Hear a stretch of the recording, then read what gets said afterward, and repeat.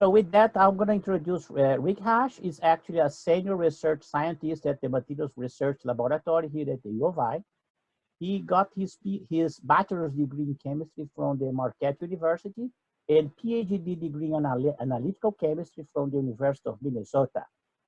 For more than 29 years, he has taught several hundred graduate students and postdocs and senior researchers in the use of XPS and Auger, and he has given numerous invited lectures on XPS and surface analysis techniques to research groups, not only at the university, but around the world. He has recently served as in the board of the directors of the American Vacuum Society, AVS, and he is currently serving as the editor of the AVS journal Surface Science Spectra, SSS. So Rick, thank you very much for making the time, for preparing this presentation, and we would like to welcome you. So please go ahead. Okay, thanks, Mauro, for that great introduction. Good afternoon, everybody. So let's begin. So the study of surfaces and interfaces impacts almost every aspect of our lives. Now, XPS is a technique in the general class of methods known as surface analysis or surface science, depending how you use it. I tend to move back and forth between the two. XPS has found applications that span a broad range of technology sectors. And one important sector right now is the study of energy conversion and storage systems. So as most of you are probably aware, the electrochemical redox reactions involved in charging and discharging the batteries occurs at the outermost surfaces of the materials used within the batteries. So with its elemental and chemical state identification capabilities, surface-sensitive methods like XPS is a powerful tool for studying the next generation of energy conversion storage systems. So I'll show you a little bit later in the talk a couple of examples relating to lithium-ion batteries. So with most analytical techniques, you'll have a primary beam, we call that the source, and we'll have a secondary beam. So primary beams can consist of ions, electrons, photons. Secondary beams will also be ions, electrons, and photons. Each one can produce each of the other. So today we'll be focused on photons and electrons. And so how do we define a surface? Well, that basically is related to what sort of particle are we analyzing? You know, what's the secondary beam? So if we use electrons, it turns out that electrons at the energies that we'll be using in XPS have wavelengths that are on the order of atomic spacing. So the electron is actually a very, very good particle to interrogate the material. So we can get a lot of information out of the exiting photoelectrons. So XPS, in terms of spot sizes, they're not a very high resolution technique. We can go down from millimeters to tens of microns, and maybe down to parts per 1,000. The other surface science or surface analysis technique that we have at the MRL is TOF-SIMS, and you'll be hearing about that next week by Dr. Tim Spila. So let's start with XPS. So XPS will be directing photons to the surface, and we'll be looking at electrons. So as you can imagine, XPS is based on the photoelectric effect, discovered in the 1800s by Heinrich Hertz. Okay, then it was described in quantum mechanical principles by Albert Einstein.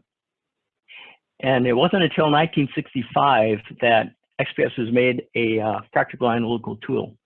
And it turns out that just last year, two of the major manufacturers of XPS systems, Kratos and Phi, both celebrated their 50th anniversary. So XPS is already now, in that period of time, quite a mature technique. So here's a schematic of the experiment. And this is pretty typical for most instruments, including the one that we have in the MRL. So we'll irradiate a fairly large area of X-rays, large meaning several millimeters. And with light elements like magnesium and aluminum, these X-rays will penetrate a few microns.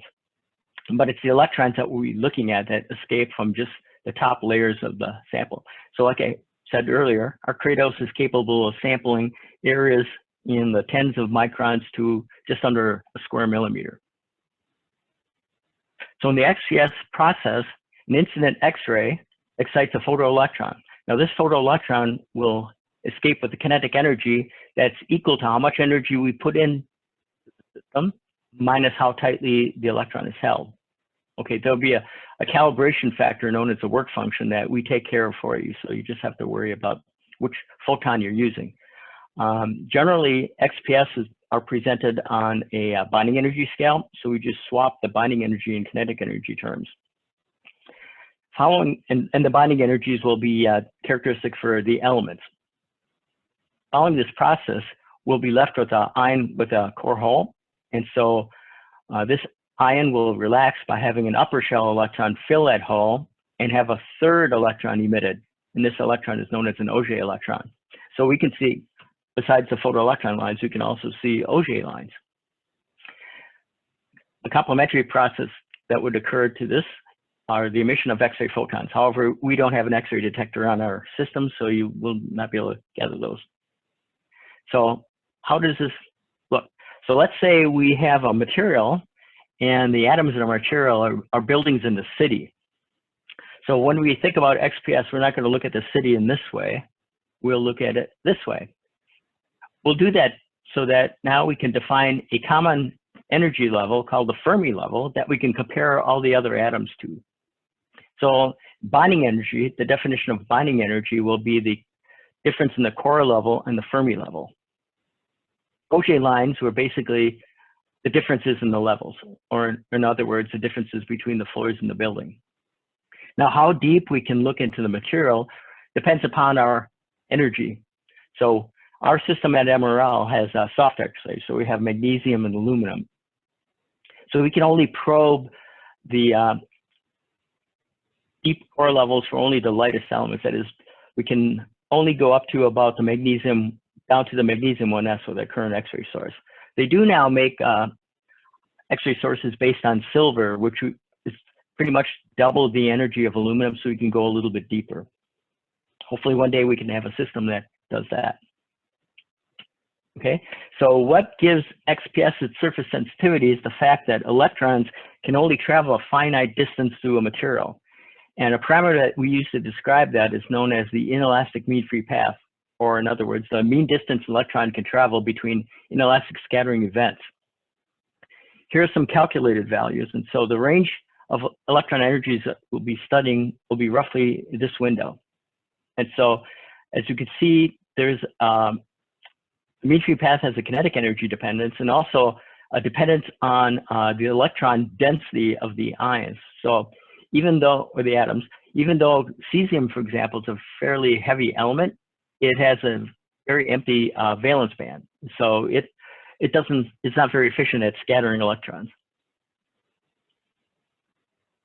So how do we determine the sampling depth? Well, we can use a relationship called the Beer-Lambert relationship, which basically states that the intensity of electrons that we're collecting will be an exponential decay as a function of depth.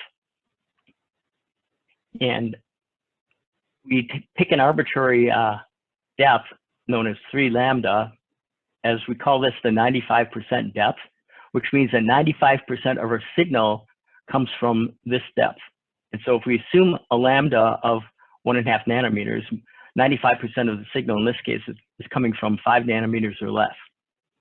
Just to explain how small of an amount of material that is, here's an example. So let's compare the prominence of Mount Hood to one of these Douglas fir trees, which have a height of around 77 feet. So that has a ratio of about 100. So if we compare that to fingerprint residue, to the XPS sensitivity, that's about a ratio of 10,000. And so that seems to highlight how little material that we're actually looking at your surface. And also, it also points out the fact that when you're doing XPS, please don't touch your samples without a gloved hand. Otherwise, you'll just be looking at a big old huge fingerprint. So let's stop for a moment and discuss some of the advantages and disadvantages of surface analytical techniques. So the main advantage is it's extremely surface sensitive. Our main disadvantage is it's extremely surface sensitive. Sometimes it's a bit too sensitive, and what we want to look at is maybe down below a layer of oxidation or contamination.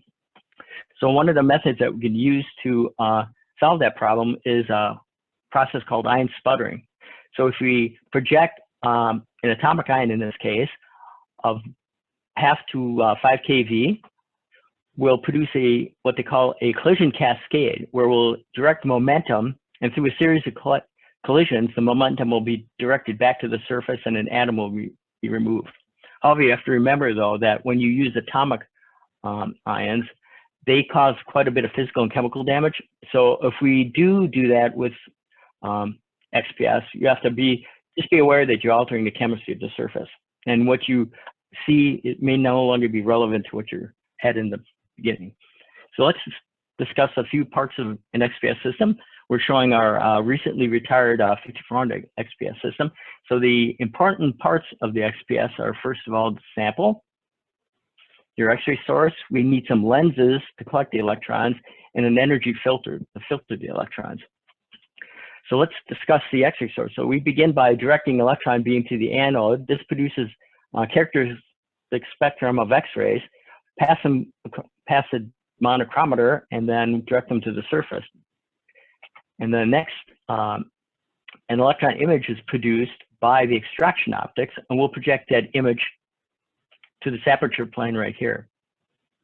And this is how we define the analysis area. Next, we'll focus the image to the entrance aperture, and this establishes what we call the pass energy of the electrons. Next, for the analyzer, when we collect data in spectroscopy mode, we usually make this a very narrow window. And so then what that means is we'll transfer the two-dimensional image right here through a slit, and then we'll transform that image into an energy dispersed image, or a spectrum. And then we'll detect the electrons with a electron multiplier array. Okay, so how do we get our elemental information? So let's discuss the forces that are on an electron. So we'll have an electron's attraction to the nucleus and the repulsions from the other electrons. And so the electron nuclear attraction will basically sort of be related to the electron nuclear separation. So in XPS, we're going to look for changes in the binding energy by looking for shifts in this level right here. So if we look at what that means for the elements, for given orbitals, let's say the 3D orbitals, when we go to increasing atomic number, the binding energies will increase. And that's shown here. So you'll see, first of all, the 1s's increase in fairly big steps, and then when we run out of energy, we'll move to another orbital. And you'll notice as we go out to the outer shell electrons, the spacing in energy becomes smaller. So let's look at this example of the binding energies of the first row transition metals. You'll notice that the 2p's are increasing quite systematically. So we'll get characteristic information from that line. We also notice that the 3p's are also shifting. Okay, so then also, if you look closely at the difference between the orbitals, those also have a characteristic energy as well. So that means we can not only get characteristic information from photoelectron lines, we can also do that for Auger lines as well.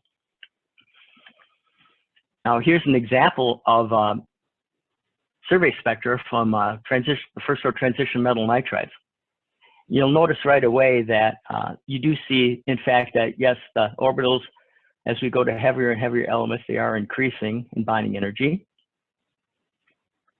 The Auger lines, on the other hand, because we usually look at those in terms of kinetic energies, their kinetic energies also increase with the increase in the atomic number, but because we're plotting them on a binding energy scale, the binding energies appear to decrease because they are reciprocal scales.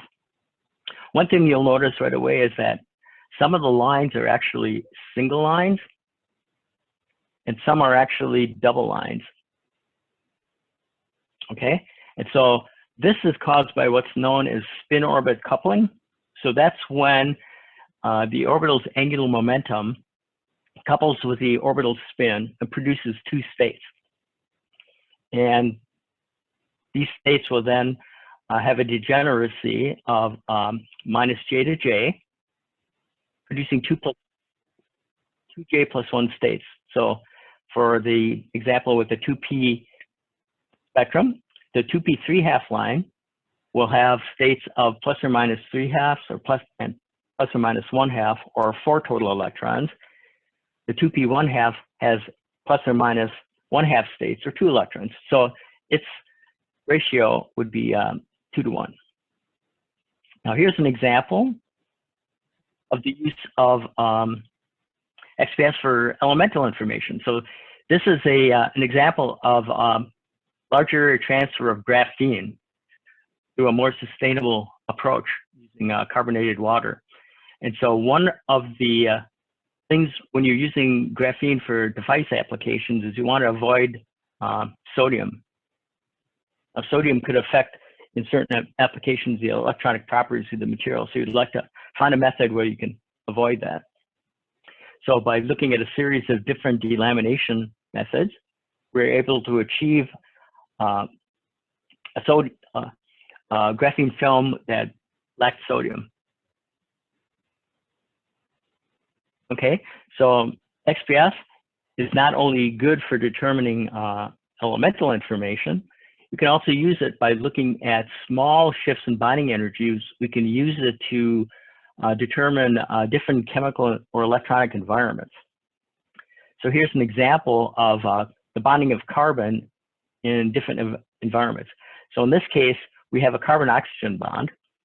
Oxygen, being more electronegative, pulls electron density away from the carbon, causing a loss of the screening of the carbon nucleus. What that happens is then the carbon nucleus will pull the carbon 1s atom a little bit tighter, so you'll see an increase in binding energy.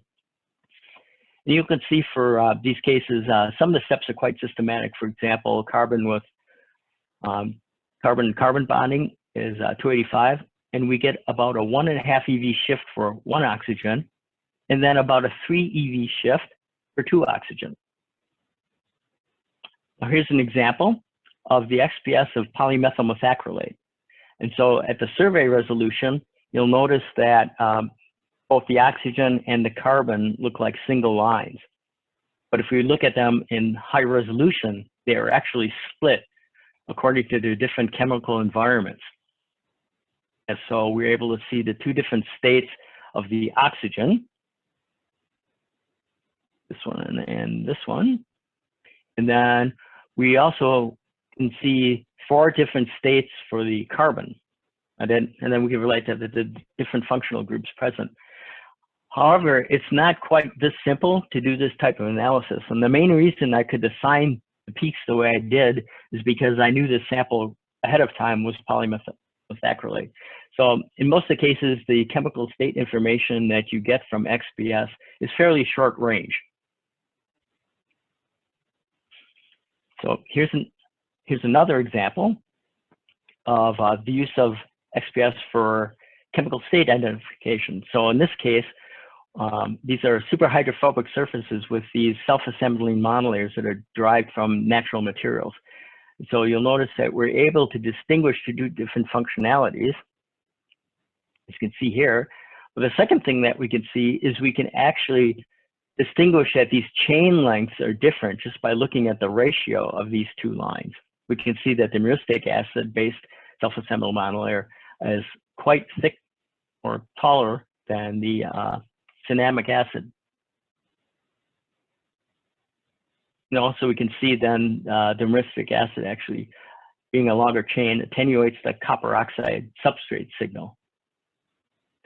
So here's an example for battery related work. So as some of you might know that study batteries, the properties of the battery depend greatly on the interaction of the solvent electrolyte with the oxide particles. And then by the natural cycling of the battery, you'll get what they call a solid electrolyte interphase. And that's caused by partial degradation of your solvent on the electrode surface. So this SCI sometimes provides a protective layer controlling the wettability. Some of these SCIs will be formed naturally during the cycling, others are engineered. here's an example of the natural formation of the SCI layer. So once the electrode is first put in the battery, we run what's called formation cycles. This forms the SCI to optimizes the performance of the battery. And then in this next set of spectra, this is after what we call a accelerated aging test, and this is meant to simulate the overcharging and elevation of the temperature, of overcharging of a battery and elevating its temperature. In this case, we're overcharging the battery. In most cases, you don't go beyond 60%, but you can see at the elevated temperature and high state of charge, we're getting an increased signal from phosphates. And this is an indication that at this point of operation, we're actually degrading and decomposing the electrolyte of the battery. And so this is exactly the reason why when you have your laptop, you should not leave it plugged in all the time, because you're holding the battery at a high state of charge. It may be warm, so you're actually degrading the battery. So eventually layers will become thick enough that will form diffusion barriers that affect the power density, and also perhaps you'll form layers that will capture the lithium as you're discharging battery, causing parasitic trapping of the lithium, in which case you'll suffer from capacity loss. Now here are some examples of some engineered SCI layers.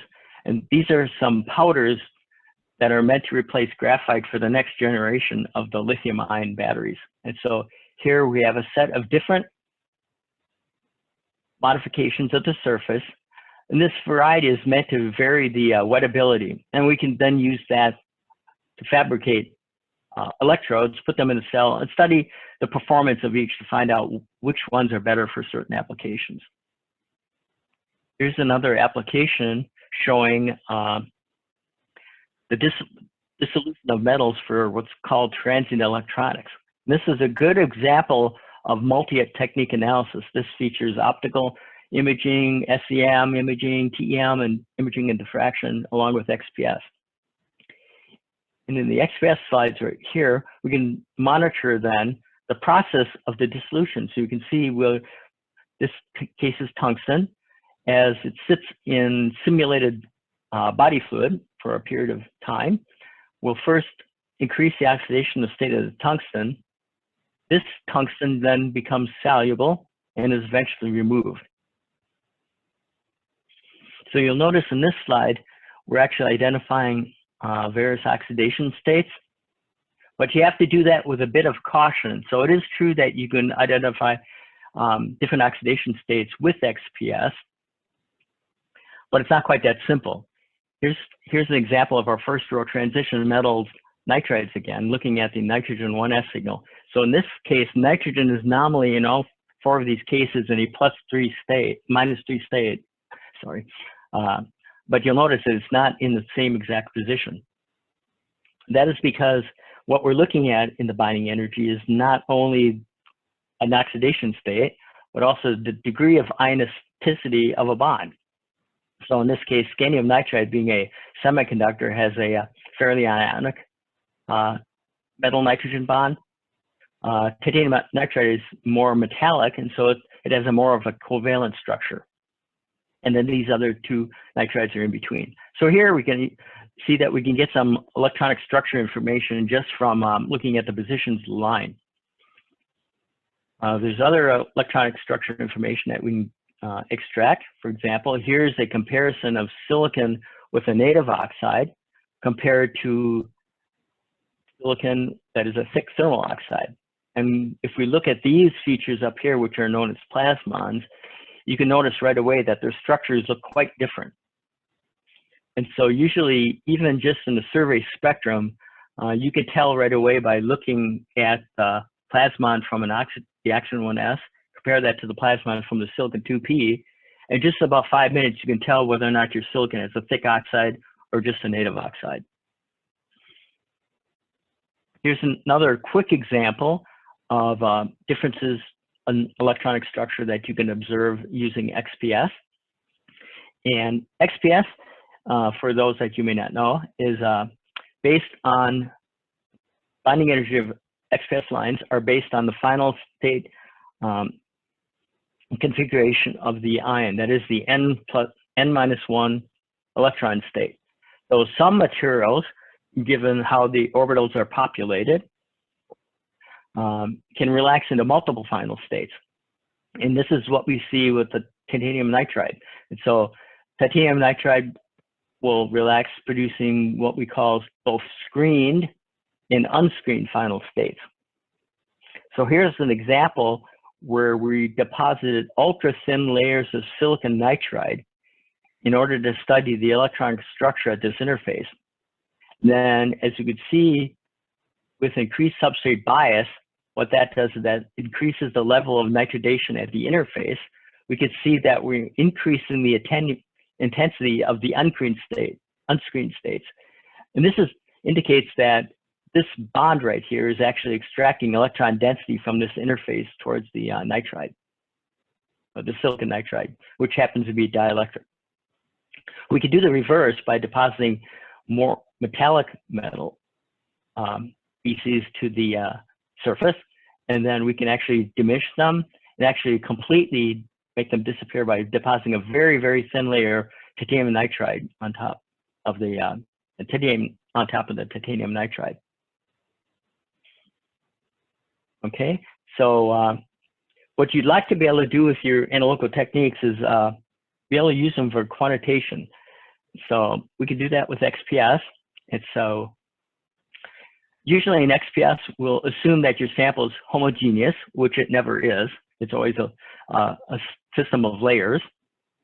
And so we can get some signal that is related to the electrons as a function of volume, and then also that from the volume. So we can fill it in with the various parameters. So some of these terms will be sample dependent, and some of the terms will be instrument dependent.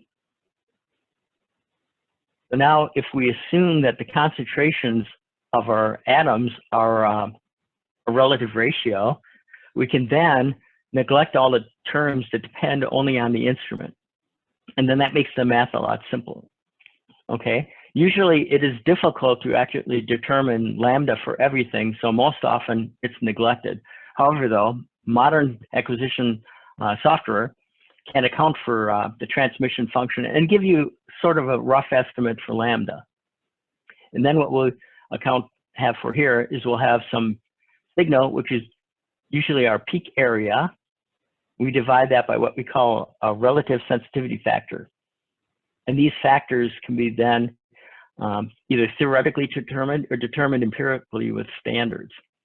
So XPS without standards is considered to be a semi-quantitative technique.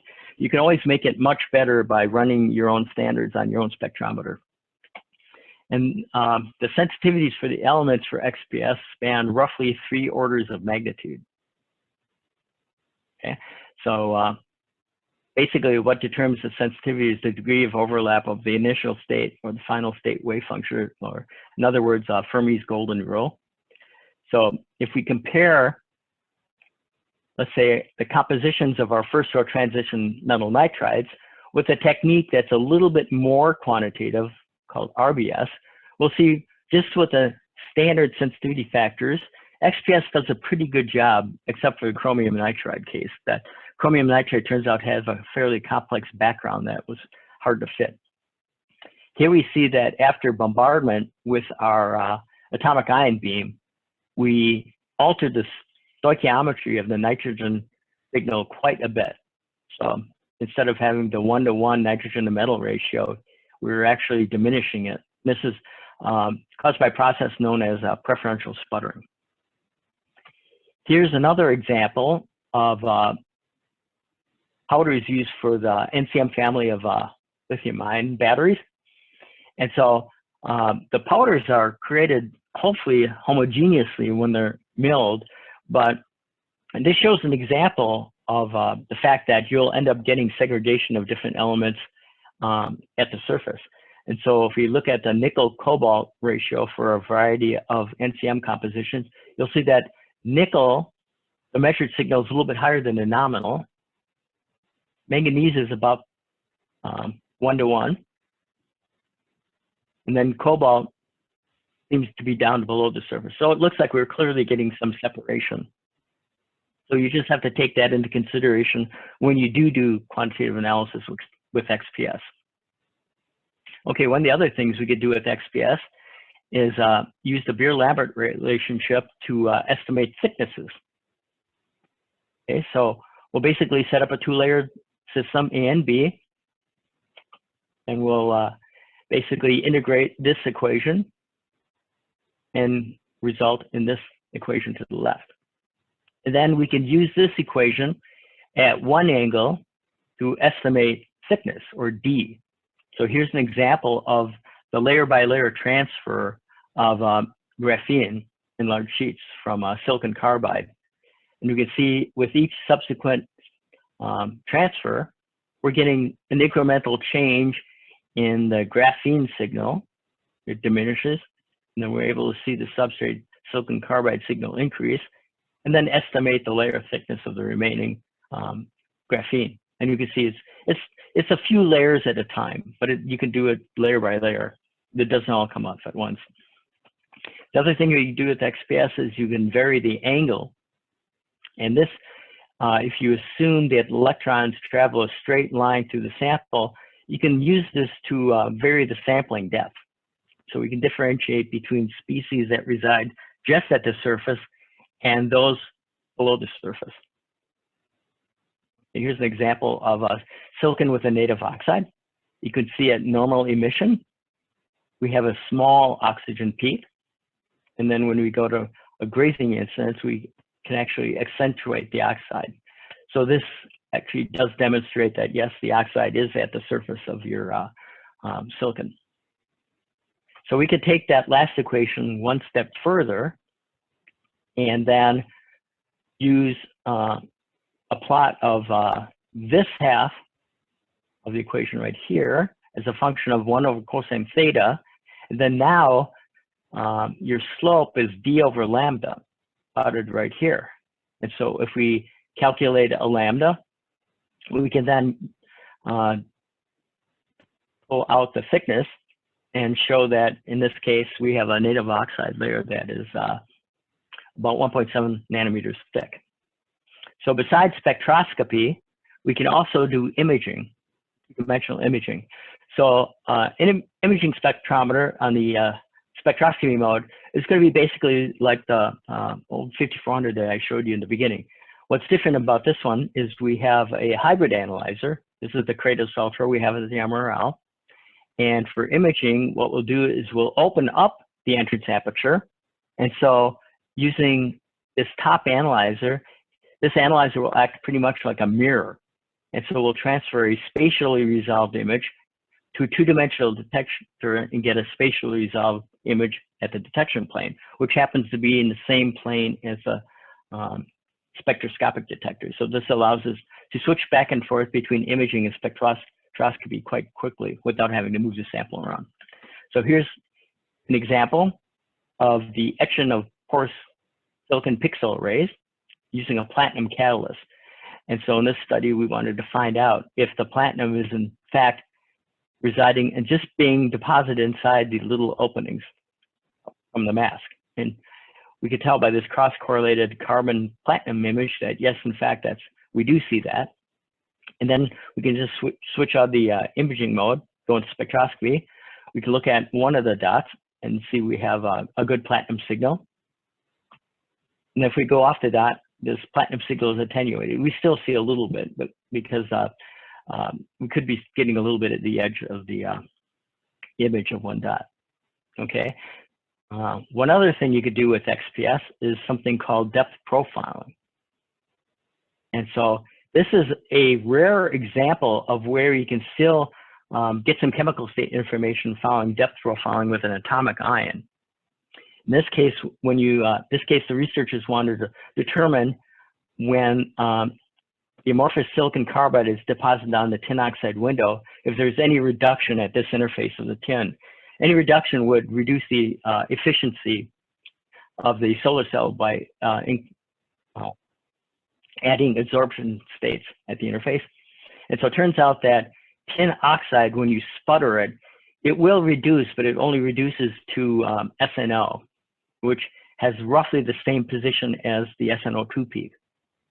So you can tell right here, as we got to the interface, we do see an increase in the tin signal, suggesting that yes, there looks like there's some reduction of tin at the interface. And to verify that this is not a sputter-induced effect, it actually disappears as we go deeper into the tin oxide substrate. Okay, so I hope I gave you a few examples of the different things you can study with XPS. What I'd like to leave you with is just a little demonstration of the importance of not only knowing your instrument, but also knowing your sample. So one of the key features of the Kratos that makes it enhances its sensitivity is we have a magnetic lens that sits down below your sample. And this increases the solid angle collection by focusing the electrons from your sample up into the analyzer. So here's an example of analysis of a magnetic sample. And so in this case, a student brought a sample of cold rolled steel that happened to have the magnetic domain lines all lined up. And so once the magnetic lens was turned on, the sample flipped over to the side. So because in this case, the magnet for XPS, the pole piece is down below the sample, it's quite a powerful magnet. We're never in danger of losing the sample. However, we wasted time because the experiment is focused at this point and not really up here. So that student just for this experiment didn't get any data. Okay, with that, I'd like to begin to close and remind you that next week, Thursday, we have our Introduction to SIMS by Dr. Tim Spiel of the MRL. And also I'd like to remind you that if you have any questions about XPS, to email either Mohammed or myself. Then I also like to announce that the MRL is participating in the Big Four seminar series. And next week, Monday, will be Hung Wei, giving us an introduction to scanning electron microscopy. And then the following Monday, I'll give a talk dealing with surface characterization and modification of lithium-ion battery materials. And so this one will be a little bit more applications oriented than the talk I gave today. Then I'll also like to remind you that on April 28th, with a special seminar on AFM, given by Mark Haza of Anton Power. And so with that, before I stop talking completely, I'd just like to add that I'm looking forward to the day once again when all of us can get together again. So thanks for your attention. I'm be happy to answer some questions. Thank you very much, Rick. Can you hear me? Yes, I can. All right, so thanks again. Excellent presentation. We got inundated with questions here. Let's try to cover them as quick as we can, as many as we can. The first one actually is general in terms of when do you use the direct beam or when you use the X-ray, the beam that be monochromatized in the X-ray. Is it only related to the spread of the energy difference? Can you comment on that, please? Sure, sure. Usually what determines which source you use is what sources you have. And so X-ray monochromators are quite expensive. So if you have an entry-level instrument, you'll usually just get a characteristic X-ray source. And if you use light elements like aluminum and magnesium, those lines are pretty narrow, so you get pretty decent spectra. But if you're lucky enough to be able to afford a monochromator, you can actually make that line with probably about a third of a characteristic source, so you get much higher energy resolution. Okay. The other thing, though, that there is an advantage yet that you can get out of a characteristic source that I didn't cover. I usually cover that when I discuss Auger, is that because the characteristic sources, they usually require a window to catch some of the high energy electrons scattering off the anode. What will happen is you also get this other radiation that is emitted from the other side called Bremsstrahlung. And so that is a broad spectrum of X-rays that go up to your electron beam energy.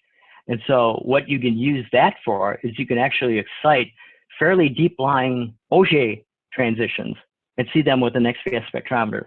So for example, I could look at the silicon KLL lines and get some more chemical stain information from those.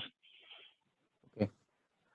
One more question here is more generally speaking in terms of there seems to have been a publication talking about that many papers using XPS may need more scrutiny. So basically, this appears to be a need of a reference peaks, more reference peaks being used. If you understand the question, can you comment on that? Oh, I think it's basically something related to reproducibility and repeatability. Does that sound correct? It seems to usually, be. Yeah. So one of the issues with a lot of publications, and especially your very high impact factor journals, is they're usually pretty broad range in terms of methods that are used, and you don't really have a lot of room to describe how you ran your experiment.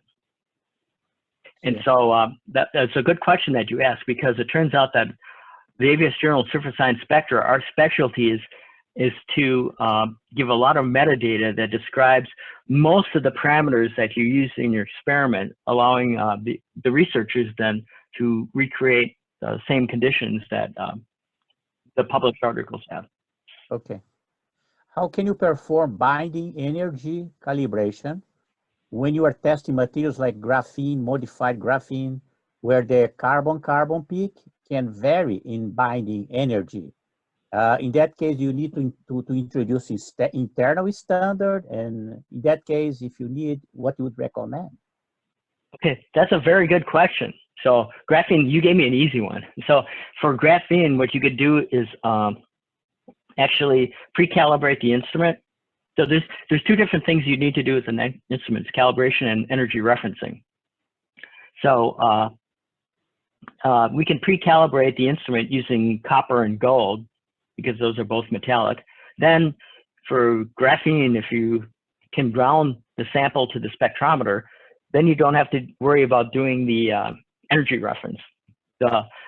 Hopefully then, if your graphene is not doped, where its Fermi level should align with the Fermi level of the instrument. Okay. And the next question was related to the same topic, so I'll skip that. Is XPS a technique that you can consider as a survey technique if you are looking for metallic contaminations? For example, during semiconductor process wafers, when you are using semiconductor process wafers? XPS, unfortunately, is not the best one for that, because we only get down to about part per thousand at best for signal detection. And a lot of the contaminants that you'll find in semiconductor industry, the harmful contaminants, could be even down in the part per million range. And so dynamic SIMS would be a better choice for that. Okay. Next question is for the X-ray radiation that is used in this type of instrument. Can you comment on any possible radiation damage to the sample? Yes, that's a very good question. And so with the X-ray beam that we have, the Kratos that is, it's fairly large. It's probably 2.5 millimeter diameter, and we run at maybe under 200 watts. And so that's a small enough area that we don't see a lot of degradation. So if you remember the silicon particle samples that I showed early in the talk, for that experiment, I decided to collect a survey before and after the experiment to look for changes, and I didn't see much decomposition of the sample. So in general, for most cases, for the larger probe X-ray sources like we have, there's not a lot of damage, but that is, you do have to consider that if you have a microprobe XPS, that once you start going to the small spots, you'll actually put enough power in that area that you can actually burn your material. Okay, the next question is one related to many discussions we have had. In the case of the SCEIs example that you show, there are multiple peaks near to each other. And the attendee here is asking, how can you actually separate one peak from the other one? Is this actually maybe just like a mathematical deconvolution that is done, or is it real in the species? What is the guideline to perform the deconvolution? And do we need to supplement that with another technique? Okay, so first of all, when we're doing the battery work, we have the advantage of knowing the ingredients of our battery. And so there's a lot of reference peak positions for this example. we have here is the graphite, because usually you'll mix in your electrode graphite and carbon black as your electrical network. And so we know the position of that. And then we'll have a binder which is polyvinylidene difluoride, and there's reference peaks for that. And so usually, in this case, we start with the main things that we know, and then fit the residual that we're missing. And so most of these are pretty obvious things that we'll see. Like, for example, this little green right here is some hydrocarbon contamination because it was exposed to the atmosphere. Then we get a little bit of oxidation, which again, you'll expect that because these materials will have lithium on the outside, and when the lithium reacts with moisture in the air, it pulls CO2 out of the air and makes carbonates. And so a lot of the things in this case are expected. And then basically by running systematically, we can look for things that are new that are added. Okay. The next question is how well can you target the beam, X-ray beam, to a sample surface?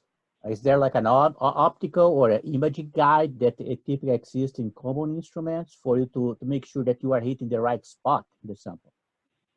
Okay, so our Kratos has optical microscope. And so when I do maintenance, whenever I have to remove the X-ray source like that, I'll do an alignment procedure, which takes probably an hour or two to align the monochromator, then I'll align the microscope. So I'll use a series of different samples where I'll get all the points to coincide. So then, once I get the sample in the proper analysis height, I can align the microscope to that. And so then, from then on, all I really have to do is focus the image. And then I'm pretty much centered with the X-ray spot. But like I said, I do that ahead of time so that when the students and the users come in to use the instrument, it's pretty straightforward. Okay. Next one is about the final state effects. What kind of contribution they will provide to the spectral profile, and if you can calculate the contribution.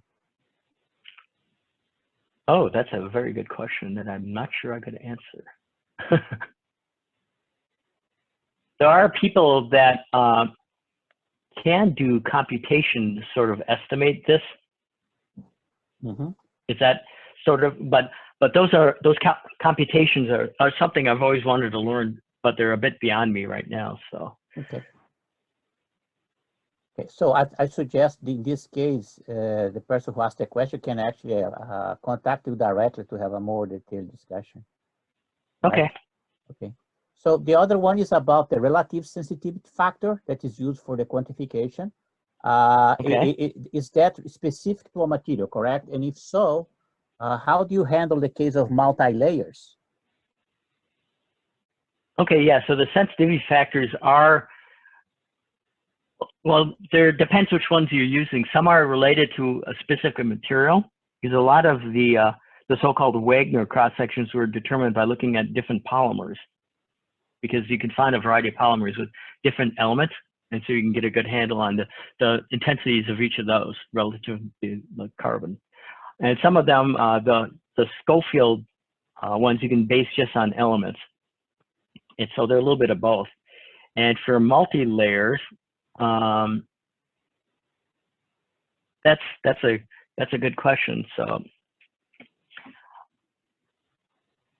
I guess you could, by using modeling like I did with the 2-layer model, you could then work your way through building different layers, and then using that to estimate the attenuation of each layer. Okay. Yeah, that would be a good path to start. Another question here is that what are the typically, based on your experience, what are the 2 most common complementary techniques to XPS? Oh, probably Sims and Raman. Why? Because of the sensitivity to certain organic states. And so in fact, Raman has become an important enough complementary method to XPS that Thermo Fisher actually added a Raman spectrometer to their current Nexus system. And so they used it too. And TOF Sims would probably be the other good complementary technique especially when you're looking at things like cephalosemital monolayers, if you can get a molecule that's tethered at one end, you can hopefully get very large pieces to come off. And then you can use that to actually identify which molecules you have on the surface by looking at the cracking patterns of the atoms, or the molecules, I should say. XPS, unfortunately, is not the best for looking at large molecules because the chemical state information, as I said earlier, is fairly short range. And so if you get some idea of the size of the molecule you're looking at by SIMS, that can help you then analyze your XPS data. The next one is about iron in layered hydrosilicate materials. How good XPS is in terms of distinguishing iron coordination types, tetrahedral, octahedral, or oxidation types, based on your experience. Okay. Iron is probably one of the hardest things to determine the oxidation state by XPS, because in a lot of cases, the iron oxides occur in multiple oxidation states, all overlapping. Mm-hmm. And then, so basically, what you'll see is you'll get broad peaks for the iron, and then you look for differences in peak shape. And so if you use, I think, enough different, hopefully standard iron materials, you can then determine more or less which iron type your sample would happen to look like. Mm-hmm. But unfortunately, iron's a really tough one. Okay, what's the resolution of XPS imaging? I presume you're talking about spatial resolution. Spatial resolution? Okay, it'll depend upon the degree of contrast that you have. So if you go to an example that has a near infinite contrast, for example, in the past I've done gold lines on zinc selenide, and then look at the step edge.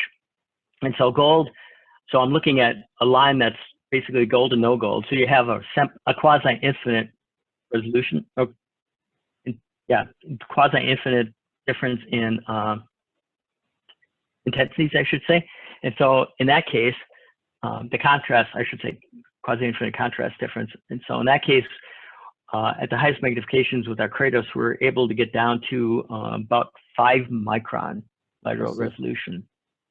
In this example, because of the low signal, our resolution is probably would be maybe about 50 microns, I'm guessing, by looking at this. Okay, another one, how about depth profiling? What kind of can you comment on potential artifacts introduced during depth profile experiment? Okay, the most common artifact would be what's called preferential sputtering. So just by kinematics, when you do the ion bombardment with an atomic ion beam, lighter elements will be removed preferentially than heavy elements. And so I actually showed that somewhat back. Let's see, find that right here. Okay. Yeah, so what happens in this case, when you sputter the transition metal nitrides, nitrogen's light comes out preferentially compared to the metal. And so the first thing you'll notice is that we altered the stoichiometry. And then the other thing that can happen is you're actually altering the electronic structure. And so I don't have a good example. I had a good example in my UPS talk, but here, this is a good example right here. So as, let's say, we sputter titanium nitride, that's going to reduce the titanium nitride at the surface and basically start doping with titanium. And so what you'll see at the surface of titanium nitride that you sputter, you'll see your spectrum change from looking like this to looking like the red curve, just like this. And so we actually, by putting a surface layer, a conductive surface layer, we actually totally attenuated the unscreened final state peak right here. And it looks like we have metallic titanium instead of an actual nitride. So this is probably the major artifact. Mm-hmm. 2 final questions, Rick. One is about charging, but not a simple charging. How do you handle heterogeneous charging? What? I guess when the So, charge is not as uniform. oh, on the not, surface. yeah, that's difficult. And so, basically luckily for our Kratos XPS, most cases, the charging, is pretty uniform. So when I wind up with a case where I'm getting a lot of differential charging, what I usually wind up doing is, I reduce the X-ray source power, so then I can get enough electron intensity from our neutralizer to get the charging to be all uniform. But a lot of times you have to try a number of different things. One of the things that's recommended for the Kratos type instrument is that you float your sample and then just use the charge neutralizer to do the neutralization instead of trying to ground your sample and use your neutralizer. Because if you do that, if you have a semiconducting layer at the surface, you might get parallel pathways to ground, either one through the electron gun or one through the instrument ground. So usually what I'll do is if I know I might get a lot of charging, float the sample, ground the stage, use the neutralizer. If that's still giving me a problem, drop the X-ray source power until I can get enough electrons back into the sample. Okay, the final question is about the very interesting topic of peak deconvolution and line shape analysis. In the case of the SEI example you mentioned, what line shapes did you use for fitting? And is there any guidelines that you would recommend? Oh, if that person could send me an email, I could send a paper that I think gives some good guidance in terms of line shapes that you pick. And just a quick method that I use, let me see if I can find that again. Okay, so in the case of this sample right here, the carbon spectrum, the line shape usually depends upon the electronic structure of the material.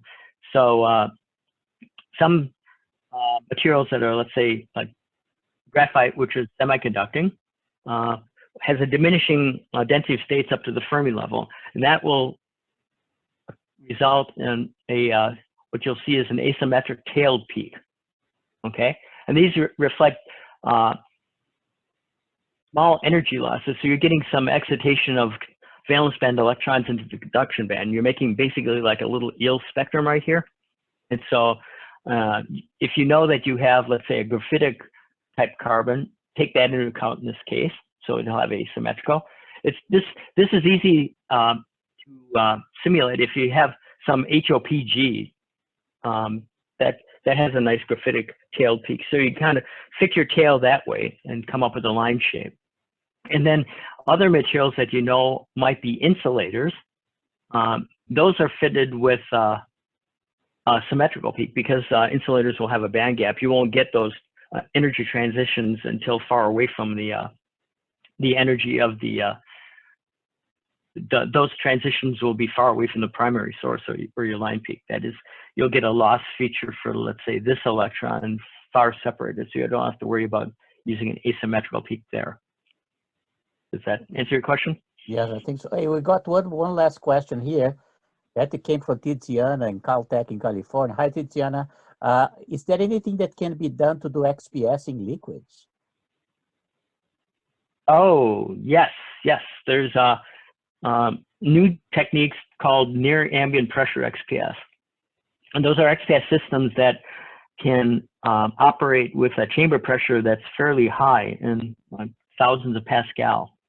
Okay, then basically you'll have a nozzle that's placed very, very close to your sample. And actually, when the electrons are emitted, you get the electrons into a UHV environment as quick as possible to reduce scattering. But so you can actually then do XPS of liquids. I went to a conference in 2018 in Korea where a former postdoc that worked at LBNL was studying lithium-ion batteries in their near ambient pressure system at the Berkeley synchrotron. So unfortunately, you need to get the best results, you need a lot of intensity. So a synchrotron would be the best way to do that, because you can generate a lot of photoelectrons with the X-ray beam, and then hopefully then capture a lot of photoelectron spectrometer. There is a commercial instrument that's based on a lab-based X-ray source, but just doing the experiment at these high pressures in the analysis chamber, you do get significant attenuation of the signal. Imagine. All right. Lots of people posting. Thank you to you here, Rick. Do you have any final comment before we close? No, it was this was a pleasure. I thought it was going to be a bit weird, you know, talking in front of my computer and not seeing all you people out there, but it wasn't so bad. All right. Well, thanks to Julie for setting this up. Thank you, Rick, for the excellent talk, taking the time to do this. Thanks everyone who actually spent the time with us here for the excellent questions today. Hope you all guys stay safe wherever you are, and don't forget at noon every Thursday at noon time.